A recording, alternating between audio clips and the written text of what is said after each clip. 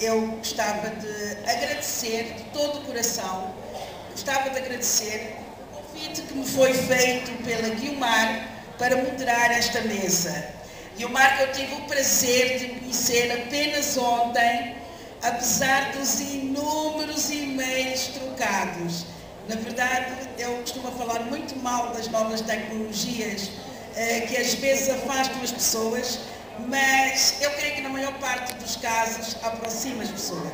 Eu queria, na verdade, agradecer este convite. Estou muito feliz por estar aqui, sinto-me privilegiada por apresentar estes dois escritores e já vão saber porquê.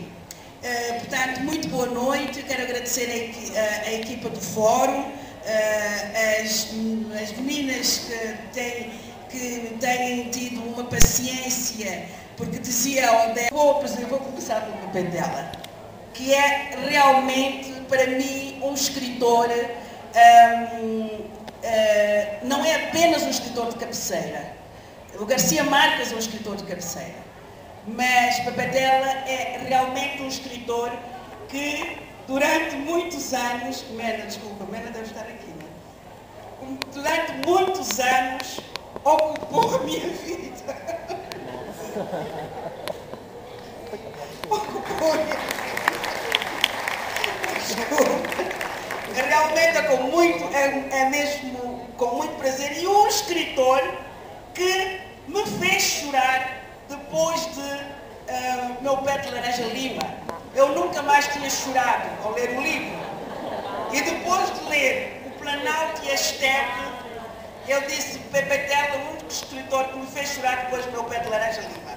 Chorei, estava no Brasil, quando li o livro, trouxe o livro para ler, estava no Brasil, estava no Mato Grosso a trabalhar. Estava no Mato Grosso e acabei de ler o livro, eram 2 horas da manhã, levantei-me, fui para o computador e enviei um e-mail ao Papadela, que realmente é um livro tão especial na bibliografia do Papadela que, na verdade, é um livro que me fez chorar. É um livro maravilhoso, que eu aconselho àqueles jovens que nunca leram nada de Papadela, que nunca leram nada de Papadela, talvez não fosse má ideia começarem pelo Planalto e a Estepe, que é realmente um livro maravilhoso. Eu vou contar uma história. É uma autora que começa por ser uma poetisa, não é? Entre o ser e o amar, um livro muito interessante na perspectiva, na medida em que é uma poesia lírica que recupera uma certa tradição oral. É autora de 2 livros de contos, Genia e Sônia, e é autora do livro No Fundo do Canto. A Odete tem um percurso, para além de poetisa, para além de ficcionista. No Fundo do Canto eu acho que é um livro especial e já vou dizer porquê. Para além de poetisa, para além de ficcionista, a Odete é também ensaísta. Mas eu não vou convocar aqui esta sua vertente. A mim interessa particularmente aqui a capacidade de Odete de reelaborar o material da tradição oral. A Odete faz-me lembrar, eu já tenho escrito e dito isso, ela faz-me lembrar precisamente aquilo que a Odete escreve, faz-me lembrar os contos da Madu Kuruma. Porque a Odete reinterpreta a tradição oral. Por exemplo, os dois livros de que eu falei, que dialogam muito, nós podemos dizer que são 2 volumes do mesmo livro, que é um livro em que a Odete muitas vezes começa as histórias com "era uma vez" e engana o leitor, porque o leitor pensa que ela vai reproduzir um conto tradicional, mas não.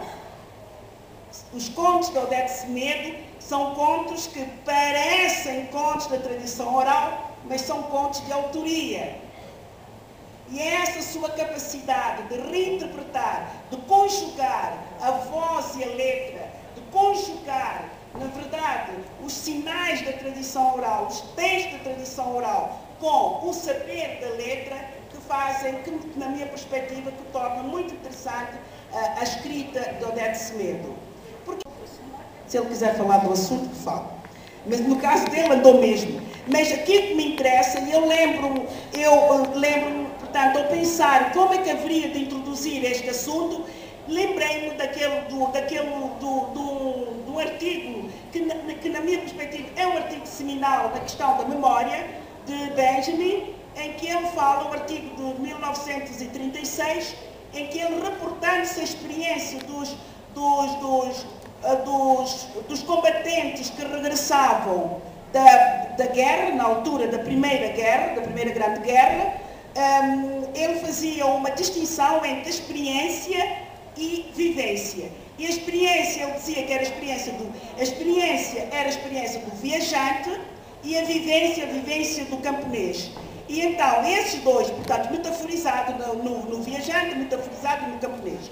E estas duas disponibilidades afetivas, a experiência e a vivência, são aquilo que ele considerava os pilares da memória como instituição social.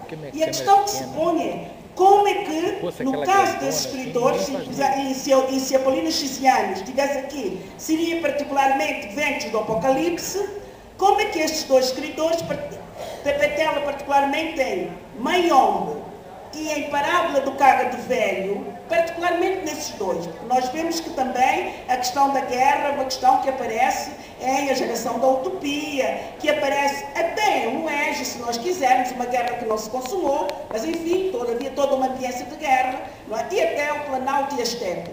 Como é que, e no caso de Odete Semedo, é do fundo do canto, como é que estes dois escritores reelaboram essa experiência da guerra? Como é que eles tematizam a guerra a partir das suas memórias, a partir das suas reflexões sobre a guerra, que é, em última instância, aquilo que Benjamin fala. Como é que a guerra se dissemina na obra desses escritores? Já vi várias vezes que o grande livro de Pepetela, o grande livro da guerra é Mayombe. Na minha perspectiva, é Parábola do Cágado Velho. Porque, na verdade, é um livro em que a guerra, não estando presente, é uma presença obsidiante que desestrutura a sociedade, aquelas aldeias, né? Aquela aldeia, particularmente a aldeia do Val da Munda.